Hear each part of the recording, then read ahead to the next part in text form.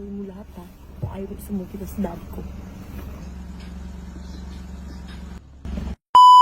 Huwag na huwag pong malalaman na ano ang nangyari sa atin. Opo, ma'am. Sigurado ka ha? Yes, ma'am. Dahil ayokong malalaman ng mga kapitbahay dyan at saka buong hasyenda na Opo. nangyari sa atin. Opo, masunod, ma'am.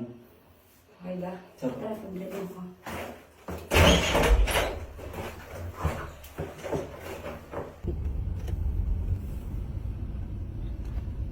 Ay, ano yun, ma'am?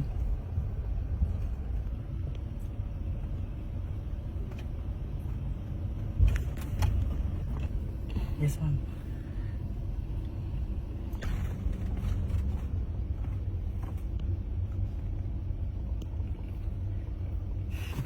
Paano yun, anak? Alis mo na ako, ha? Bababa mo na ako, may kakausapin lang ng client. So, uwi ka muna mga bala dito, ha? Sige po, ma'am. Sige po, ma'am. Sige mami, antayin lang kita dito.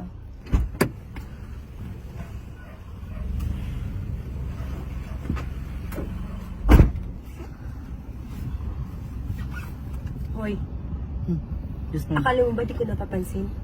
May something sa inyong dalawa ni mami ah. Naku, wala po, ma'am. Anong wala? Kitang-kita ko kanina eh. Naghahawakan kayo dyan. Gusto mo isumag kita sa daddy ko? Naku, wag po, ma'am. Baka matanggal po ako sa trabaho. So ayaw mo malaman ng daddy ko. So ganito na lang, kung ayaw isumag kita sa daddy ko, gawin mo lahat ng ginawa mo ni mami, gawin mo sa akin. Pero, ma'am, ginusto niya naman po kasi yun eh. Hindi ko naman po ginusto yun. Ginusto pero pinapatulan mo rin eh. Eh, tinatakot niya po kasi ako na tatanggalin niya ako eh. So ano, gagawin mo ba yung ginawa mo sa kanya sa akin o hindi? Sige po, ma'am. Kayo po bahala. Sige, antay ka dyan ha. Baba ako.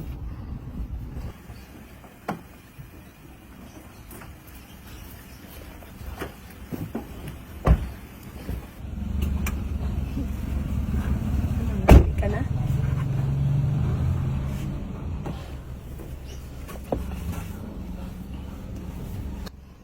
Gawin mo lahat ha. Kung ayaw ko sumunod kita sa daddy ko.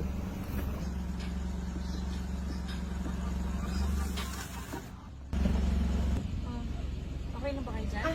Okay lang mami, okay lang. Let's go. Tara.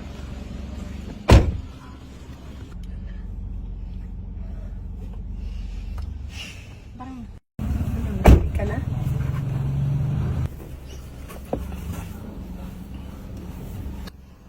Gawin mo lahat ha. Kung ayaw ko sumunod kita sa daddy ko. Huwag na huwag pong malalaman.